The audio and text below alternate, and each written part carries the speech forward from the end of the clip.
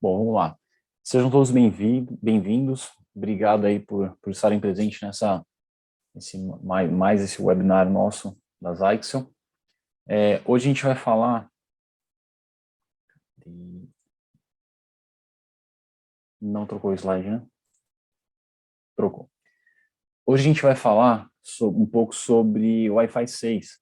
Eu vou mostrar para vocês as diferenças das tecnologias que a gente já estava acostumado, de Wi-Fi 2.4, 5 GHz, e eu vou mostrar o que muda para o Wi-Fi 6, tá? Essa é a nossa agenda de hoje. Eu vou dar um briefing de quem é a Zyxel. Vou passar brevemente também por polarização de ondas. O que é isso? Às vezes a gente fica muito focado no é Wi-Fi, SSID, senha, e a gente esquece um pouco o princípio básico ali, a camada 1 da tecnologia, como que funciona, né, efetivamente, e como foi possível transformar o que a gente já tem numa nova tecnologia que é o Wi-Fi 6, né? O Wi-Fi 6, ele não tem nada de novo. É até engraçado isso, mas ele... Nada de novo não, desculpa. Tem sim coisas novas, mas basicamente ele é um aproveitamento da tecnologia que já existia antes, né? Vamos passar também pela linha do tempo, mostrar ali as datas, quando houveram a introdução, modificações de tecnologias do Wi-Fi. A gente vai passar pelo Wi-Fi 4 e 5 e efetivamente o Wi-Fi 6. Eu esqueci de mencionar. A qualquer momento que vocês tiverem dúvida, pode mandar no chat, tá? Eu estou com o chat aberto aqui, eu consigo ver. E aí a gente vai batendo um papo ao longo da apresentação. Combinado? Quem é a Zyxel? Não sei se todos aqui conhecem, mas no Brasil é uma empresa relativamente nova, a gente está aqui há 8 anos, mas ela existe há mais de 30, ela foi fundada em 89, e ela é uma empresa de equipamentos de telecomunicação, que ela é fabricante e desenvolvedora dos produtos também, tá? Então, dentro do grupo da Zyxel, nós temos algumas empresas. Tá aqui. A gente tem a Zyxel Communications, que é focada para o mercado de provedor e ISP. A Networks, que é focada em SMB, linha de Firewall, Switch, Access Point. A MitraStar, ela é uma manufatura. Então, assim, algumas operadoras grandes, por exemplo, está o exemplo da Vivo, ela chega para essa manufatura com o desenho de um projeto de equipamento, um projeto de equipamento, e a MitraStar, ela fabrica esse equipamento e entrega para as grandes operadoras. Tanto o pessoal do desenvolvimento da MitraStar quanto da Zyxel é o mesmo, tá? Então, é o mesmo time de desenvolvimento, o R&D, o suporte nosso, é tudo compartilhado. Continuando, a ZFX, ela produz equipamentos de defesa e esses produtos, eles são negociados diretamente com os órgãos governamentais e algumas outras linhas, algumas outras marcas ali que a gente tem a variação desde produtos de IoT, quanto produtos de mobile, de 4G, 5G, até equipamentos de cibersegurança. Vamos lá, polarização de ondas. Acho que dá para ver a animação, né? Dá. Nessa primeira animação aqui, a gente tem uma onda sendo transmitida no sentido vertical, então ela está polarizada verticalmente. Nessa segunda animação, ela está sendo transmitida horizontalmente. No terceiro, a gente tem uma mistura dos dois. Então aqui a gente tem as duas ondas com a mesma amplitude e mesma fase, tá? Ela gera esse sinal aqui. No último, a gente tem as duas ondas, elas têm a mesma amplitude, entretanto, elas estão defasadas em 90 graus. A gente vai ver isso um pouquinho mais para frente, mais para o final da apresentação. Eu sei que parece um pouco confuso, Até por isso eu tentei colocar a animação, que é para elucidar melhor a maneira de como o sinal é transmitido ali da antena. Com essa defasagem de 90 graus e mesma amplitude, a gente tem uma onda helicoidal. Então, mais para frente, quando a gente entrar no assunto de QAM, a gente vai ver um reflexo disso, né, no aperfeiçoamento da tecnologia que culminou no Wi-Fi 6. Linha do tempo. Em 2019, a gente tem o Wi-Fi 4, é o padrão 11N. Alguns de vocês devem se lembrar do N-Draft, atingir ali velocidades de... O 4, na verdade, era 54 megas, né? E aí o N, ele teoricamente passava para 300 megas, mas o draft ali nunca realmente foi muito para frente. E o método de transmissão era MIMO. Já em 2013, a gente tem o Wi-Fi 5 com largura, utilizando as frequências de 2.4 a 5 GHz também, com largura de 20, 40, 80 e 160 MHz. O que é essa largura? A gente tem o espectro ali de frequência e a gente seleciona uma faixa de frequência para transmitir. Essa faixa é essa largura de 20, 40, 80 e 160 MHz. Já a parte de transmissão teve um aperfeiçoamento, que é o MU-MIMO e o beamforming. A gente vai passar por isso daqui também. 2018, temos a introdução do 11AX, 802.11ax, que ele traz o FDMA, 1024 QAM, BSS Coloring, TWT e WP3. A gente vai passar por todos esses itens, tá? Aqui já o Wi-Fi 6 e o 7 não é o foco da apresentação. Desculpa, o 6E, tá? Mas o 6E, ele ainda está dentro da especificação do 11X, com o adicional da frequência de 6 GHz. Então, ele utiliza o 2.4, 5 GHz e o 6 GHz. Lembrando que a gente precisa de equipamentos que trabalhem na frequência de 6 GHz para suportar o 6E. Somente o Wi-Fi 6 não é o suficiente para trabalhar com 6 GHz. E o Wi-Fi 7, a gente tem algumas diferenças assim, bem significativas já em relação ao Wi-Fi 6. No Wi-Fi 6, o que acontece? O nosso dispositivo, ele se conecta utilizando uma frequência. Então, ele se conecta utilizando ou 2.4, ou 5 GHz, ou 6 GHz. Já no Wi-Fi 7, vai ser possível se conectar nas 3 frequências ao mesmo tempo. Então, a gente tem aí um aumento significativo da capacidade de transmissão. Largura de banda dos canais vão ser de 320 MHz, então a gente tem um canal muito mais largo do que a gente vai ver hoje.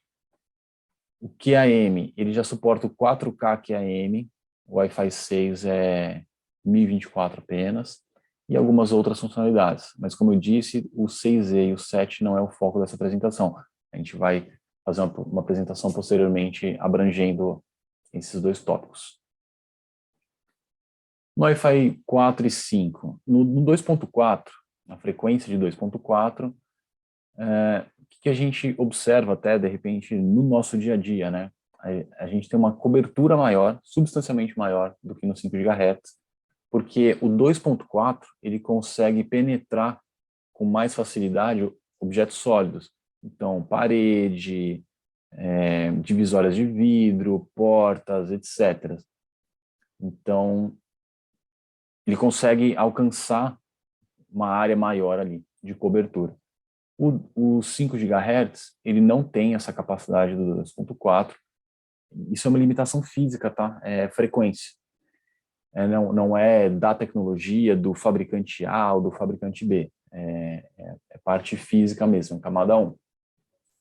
Mas, para quem está próximo do equipamento, tem suas vantagens. O 5 GHz, ele tem 25 canais disponíveis.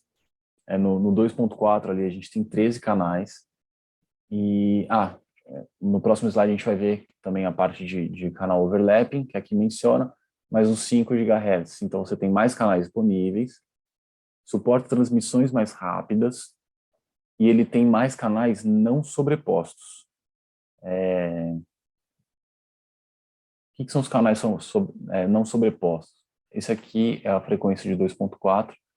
A gente tem o canal 1, 6 e 11, eles não são sobrepostos. A gente vê aqui, ó, que tem um gapzinho entre eles, se eu não me engano, de 20 Hz. Não, tá menos, 5 Hz. Mas eles não se sobrepõem. Então, se eu tenho meu access point está configurado no canal 1 e o do vizinho no canal 6, a gente não tem congestionamento. Se o meu está no canal 1 e o do vizinho está no canal 2, a gente vê que tem essa parte aqui, ó, de sobreposição. Já causa interferência no meu sinal e eu causo interferência no sinal do meu vizinho. No 5 GHz, esse cenário é um pouquinho diferente. Então, com a largura de banda de 20 MHz, a gente tem 25 canais não sobrepostos. Na largura de 40, são 12 canais. De 80, são 6. E na largura de 160, apenas 2 canais não sobrepostos.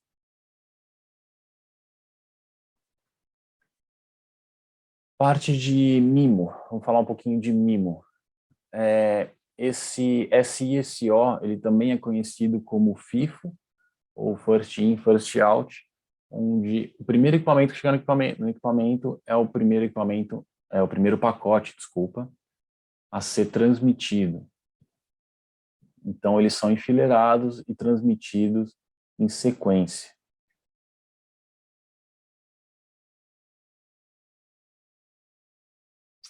Já no MIMO, a gente tem diversas streams, tem mais canais ali de streams para fazer a transmissão dos pacotes. Então, mais pacotes são transmitidos ao mesmo tempo. Eles não precisam ser enfileirados e transmitidos em sequência, como na animação anterior. No próximo slide tem uma animação também um pouquinho mais detalhada. Aqui a diferença do SU MIMO é do Single User MIMO, onde aqui a gente tem um AP, ele vai fazer a transmissão para um único usuário por vez. Então aqui ele está transmitindo para o computador, na sequência ele para de transmitir para o computador e começa a transmitir para o celular ali, para o smartphone. Então, enquanto ele está transmitindo para um equipamento, o outro equipamento está aguardando a finalização e a sua vez de transmitir. Esse aguardar a sua vez gera um delay, porque ele tem que ficar esperando. Já no MUMIMO, no Wi-Fi 5, a gente tem o UAP e ele consegue transmitir simultaneamente para os dois dispositivos. Então, vamos lá, no Wi-Fi 5, ele suporta 4 transmissões simultâneas somente no download.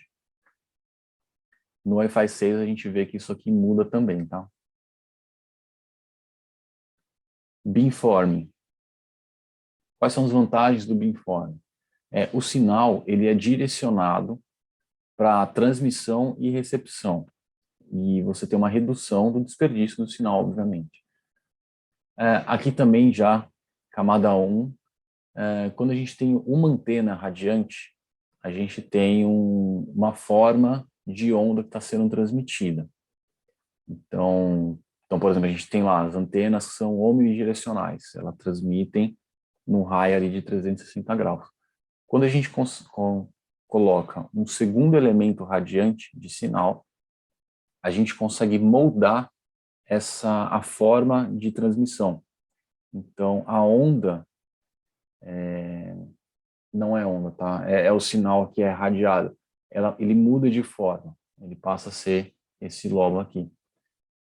Aqui com 4 elementos radiante, a gente consegue mudar ainda mais o formato desse campo eletromagnético que está sendo transmitido.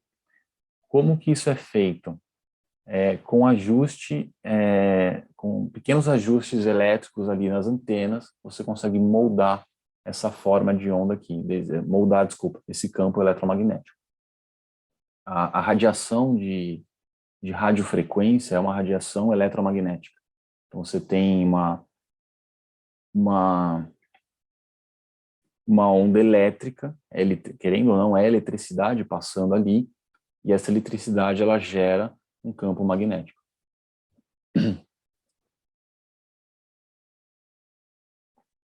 Aqui é uma animação do funcionamento de um roteador sem o beamforming. Como mencionei lá, com antenas omnidirecionais, o sinal ele é espalhado uniformemente em todas as direções, 360 graus. Não está sendo considerado aqui parede, objetos que vão refletir o sinal, nem nada disso, tá? Com o beamforming e o equipamento conseguindo moldar a forma desse campo eletromagnético, ele consegue direcionar melhor o sinal para aquela região, para aquela área onde tem maior concentração de dispositivos. Então, você tem um aproveitamento melhor do sinal e da cobertura, obviamente. No equipamento antigo que não tem beamforming, numa determinada área, você não tem cobertura de sinal, e com a atualização de equipamento que já suporta o beamforming, você passa a ter sinal naquela determinada região da sua casa. Dúvidas até aqui?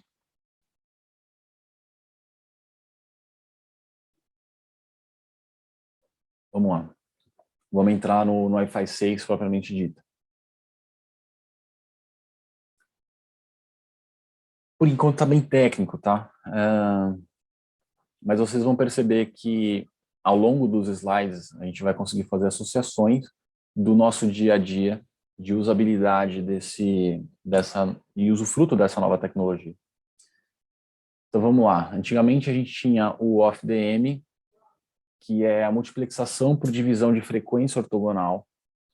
Então esse tipo de multiplexação, ele utiliza toda a capacidade de banda daquele canal para transmitir dados para um único usuário. Então, aqui a gente tem a portadora, que são os caminhõezinhos, ele está transmitindo para o computadorzinho lá em cima, enquanto os outros aguardam para receber os seus pacotes também, os seus dados. Já no FDMA, multiplexação por divisão de frequência ortogonal de acesso ali, a gente tem transmissões simultâneas para todos os clientes. Deixa eu dar um play aqui. Então, a gente tem a mesma portadora, só que ela está carregando mais pacotes, e aí descem 3 carinhas do caminhão para entregar esses 3 pacotes ao mesmo tempo. Então, aqui a gente vê que os 3 clientes receberam os dados ao mesmo tempo. Comparando essas duas animações, o que a gente percebe ali? O que está intrínseco nisso? Que no FDMA, você não tem um tempo de espera. Enquanto no FDM os clientes esperam para receber, no FDMA eles não têm esse tempo de espera. Então você tem uma menor latência. E, obviamente, você aumenta a eficiência daquele canal de transmissão. Aqui você vê que a portadora ela está carregando um pacote específico e o restante dela está vazio. Mas ele está ali, está transportando, está gastando energia, né? No caso do caminhãozinho aqui, está gastando diesel, está gastando energia. No Wi-Fi é a mesma coisa, está gastando sinal que não está sendo aproveitado. Já no FDMA, você aproveita toda a capacidade dessa portadora, desse caminhãozinho aqui. Então, você tem uma melhora na eficiência da tecnologia.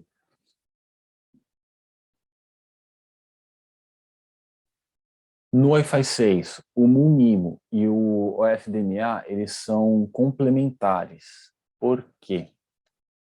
Vamos lá, como eu tinha dito, o MU-MIMO entre o Wi-Fi 5 e o Wi-Fi 6 tinha uma diferença, uma melhora. Enquanto no Wi-Fi 5 ele suporta 4 transmissões simultâneas, e somente no download, no 6 ele suporta 8, tanto para o download quanto para o upload. Então, a gente tem um aumento de capacidade de banda de transmissão Isso resulta em mais velocidades por usuário, porque assim, como que a gente mede banda? É megabits por segundo. Então, a variável ali é o tempo.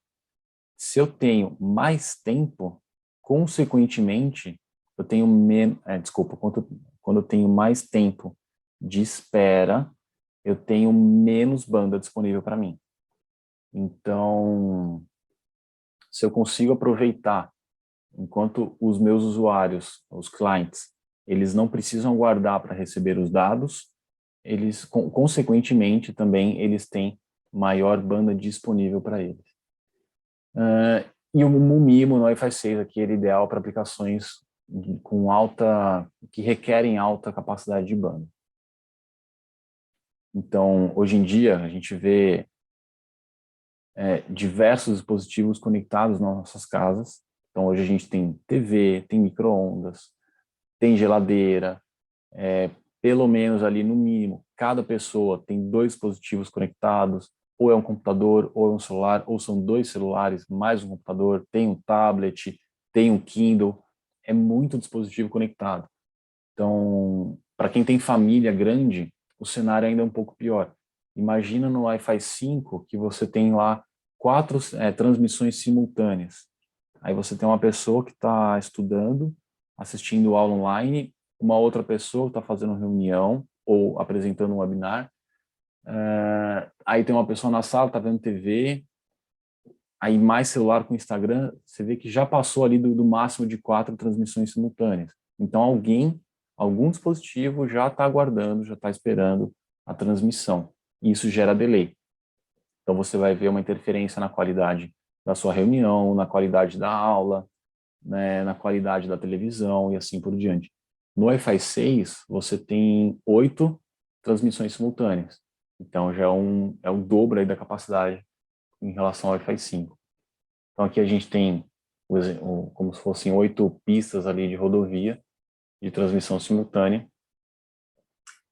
E como que o FDMA aproveita essas 8 pistas? Lembra que a gente tem um aproveitamento melhor das portadoras, que são os caminhõezinhos? Antigamente a gente tinha um caminhão carregando apenas um pacote, agora a gente tem...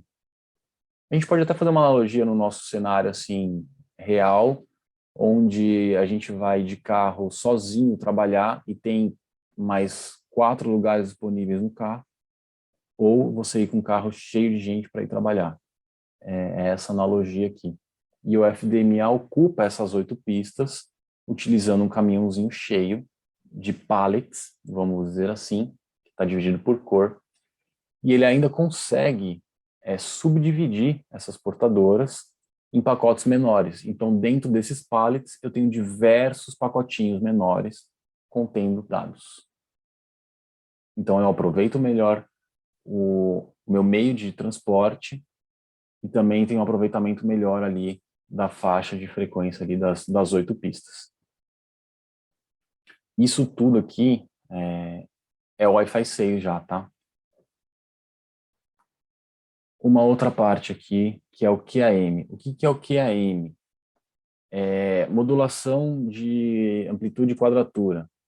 É um esquema de modulação, ele não é novo, tá? Ele já é amplamente utilizado em sistemas de comunicação sem fio, que agora está sendo utilizado, foi aperfeiçoado para o Wi-Fi 6.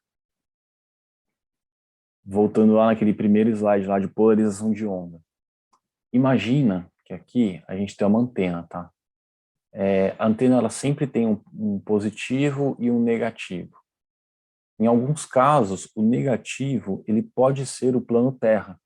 Então, por exemplo, no nosso roteadorzinho que tem uma antena externa, essa antena ela está virada para cima, apontando, está direcionada ali verticalmente. O negativo dessa antena é o plano terra. Ele é virtual, tá? Então, como que funciona a transmissão de dados? Essa antena é polarizada com sinal positivo e também com sinal negativo. Então, a gente vê aqui uma onda positiva, negativa, positiva, negativa, assim por diante. Isso é transmissão eletromagnética, de radiofrequência.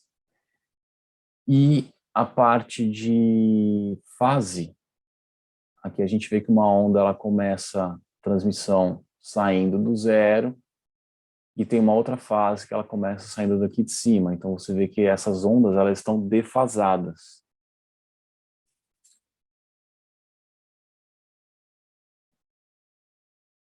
Indo para uma matriz. Então a gente tem aqui, vocês vão adorar isso aqui, lembrando da escola, seno e cosseno. Mas é assim, é a parte de amplitude e fase da onda, tá? Então esse quadrante aqui é amplitude e fase. Então a gente tem um ponto de amplitude com um determinado ponto de fase, um outro ponto de amplitude na mesma fase, ou a mesma amplitude com fases diferentes. Nessa matriz, a gente tem 16 pontos, que são chamados de símbolos. Cada símbolo, aqui nesse caso do 16, que é N, ele consegue transportar 4 bits. Então, a gente tem, vamos dizer assim, 16 portadoras, 16 caminhãozinhos transportando 4 bits cada um.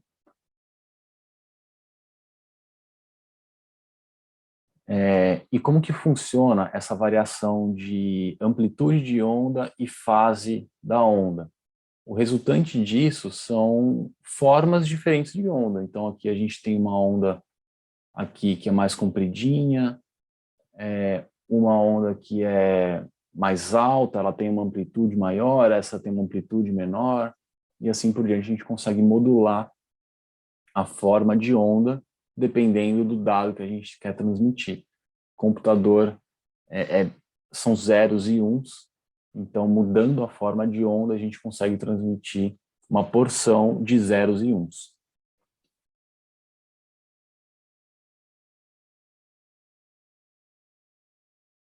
R$ 256 QAM e 1024.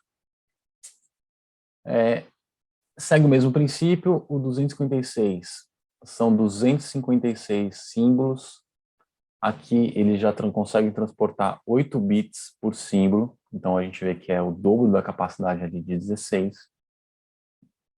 E no Wi-Fi 6 a gente tem 1024 símbolos, e cada símbolo transporta 10 bits. Parece pouco, mas esses 2 bits de diferença do 256 para o 1024, eles aumentaram 25% na performance de throughput da transmissão sem fio.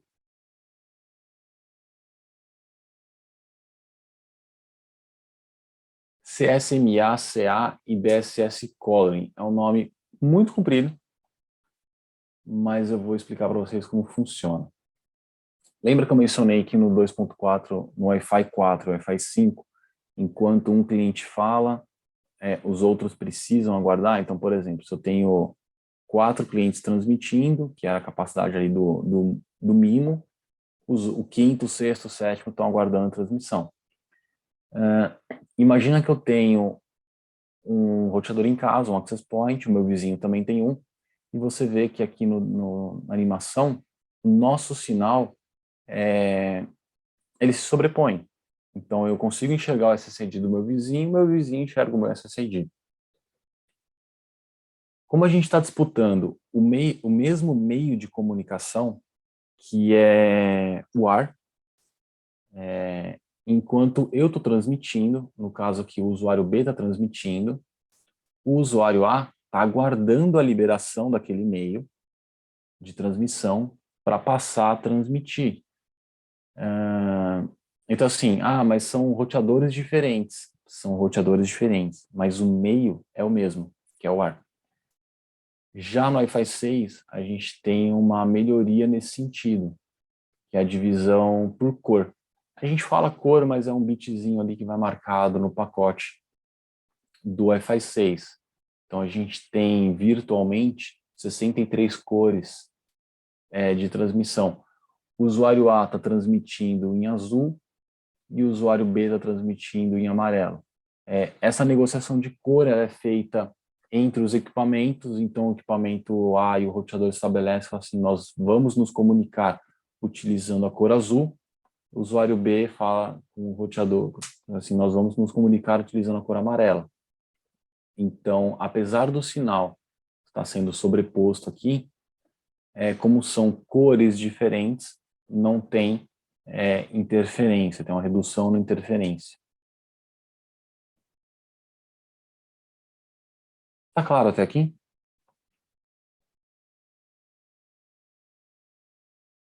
Vamos lá.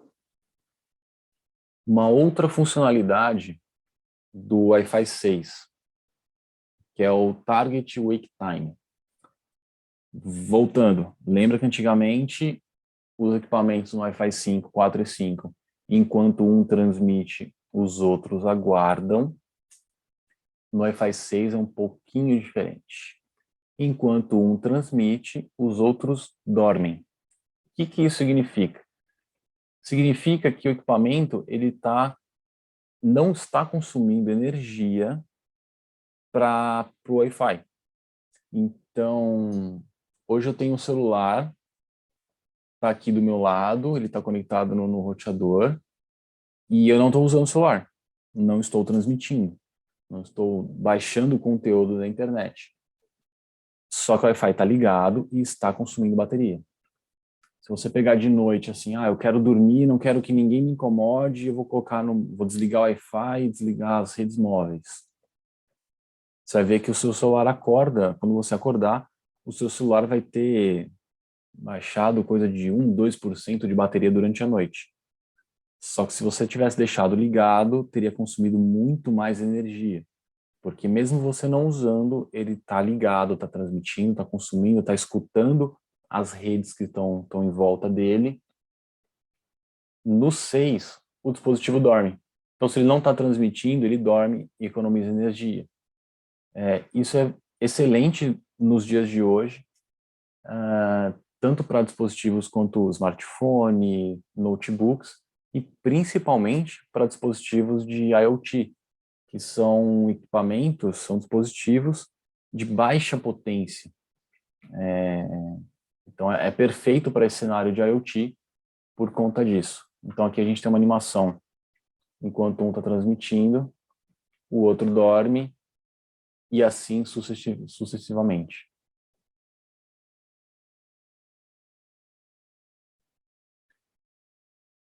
Uma outra melhoria do Wi-Fi 6 é com relação ao WPA3. Não são todos os dispositivos que suportam WPA3 hoje, mas eu vou mostrar aqui quais as diferenças daquilo que a gente está acostumado do WPA2. WPA2 a gente configura uma senha no roteador, essa senha é compartilhada com os outros equipamentos, e eles fazem a negociação. O WPA3, autenticação simultânea de iguais, ele substitui a metodologia de chave pré-compartilhada, no WPA2, e ela foi projetada para mitigar ataques de dicionário e força bruta. Essas chaves das sessões de dados, elas são mudadas continuamente, os equipamentos se conversam e mudam essa chave continuamente, para evitar que a sessão anterior, a mesma chave utilizada em uma sessão anterior, ela seja decriptografada. Então, por exemplo, meu vizinho descobriu a minha senha, ele tá usando agora. No WPA3, como essa chave ela muda constantemente, é como se você estivesse acessando o roteador e mudando a senha a todo instante. É isso que os equipamentos fazem. Então, ele muda essa senha para você não precisa se preocupar. E se o seu vizinho descobriu a senha de 2 minutos atrás, ela já não é mais válida, porque os equipamentos já mudaram a senha, aquela senha não vale mais. Tem um alto nível de criptografia. No Enterprise, ele utiliza 192 bits e no Personal, 128.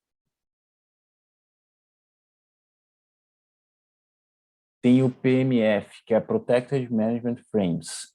Eles impedem ataques de desatualização, que atualmente é opcional no WPA2, mas no WPA3 ele é obrigatório para a certificação daquele equipamento no Wi-Fi.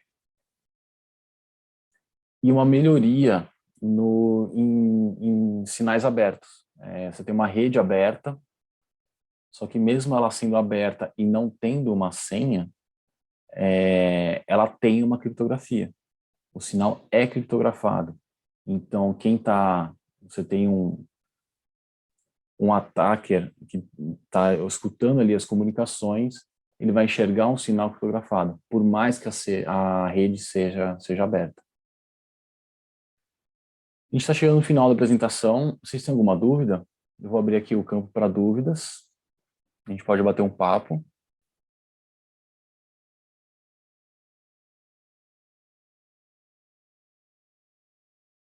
Ó, o Ricardo está perguntando, se eu estou em uma rede Wi-Fi 6, mas meu dispositivo ainda é Wi-Fi 5, eu tenho alguma melhora no sinal perceptivo? A cobertura é melhor? Sim, você vai notar sim uma diferença.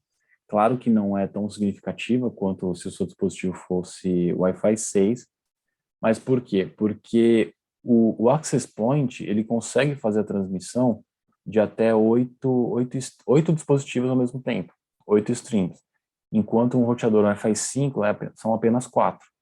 Então você pode perceber que, imaginando que na sua casa você tenha mais dispositivos, bastante dispositivos conectados, você pode perceber sim, de repente numa reunião, numa aula, assistindo um vídeo na internet, que o tempo de espera, a latência ali, ela é menor.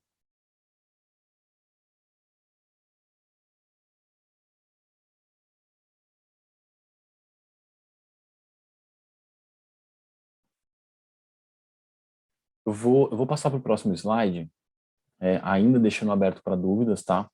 Mas nesse slide tem um QR Code que vocês conseguem acessar os nossos canais de comunicação. Então, vocês vão encontrar datasheet, o nosso portfólio de produto, tem os nossos contatos para vocês ou pedirem suporte, ou pedirem cotação de equipamento, mas ainda está aberto aqui para dúvida, tá? Inclusive sugestões, se vocês quiserem propor um tema para um próximo webinar, fiquem à vontade, por favor.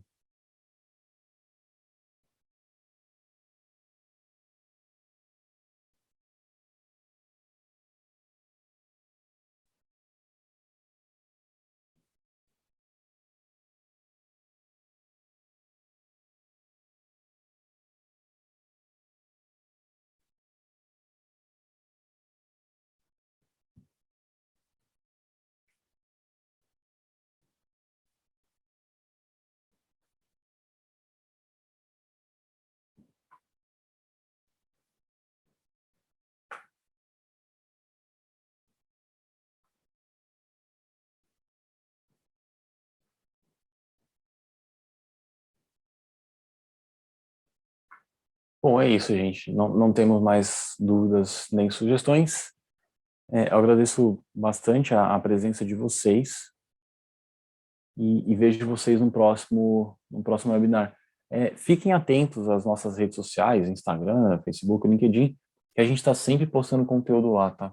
Então, um próximo webinar com data e link para inscrição vai aparecer nas nossas redes. Valeu, gente. Um grande abraço e boa semana para todos vocês.